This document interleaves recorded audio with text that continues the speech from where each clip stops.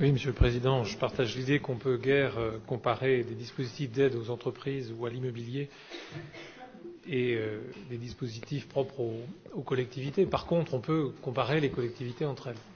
Et ça m'amène à effectivement faire un rapport entre les sommes qu'on évoque dans ces deux rapports au regard notamment des fonds territoriaux.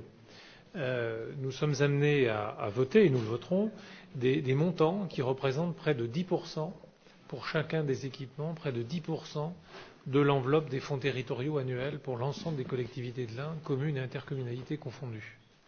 Ça veut dire qu'il y a des régimes particuliers. C'est peut-être ça aussi que nous devrons évoquer dans une perspective de contractualisation, parce que vous avez eu la justesse de rappeler que c'était quelque 14 millions qui étaient dédiés aux intercommunalités et aux communes par an. Mais il est vrai que si on additionne et on ajoute des montants pour des aides particulières, on arrive bien au-delà. Et donc se pose la question effectivement de l'équité, des questions de centralité aussi, pourquoi pas. On peut estimer qu'en effet, il y a parfois en certains lieux du territoire des questions de centralité.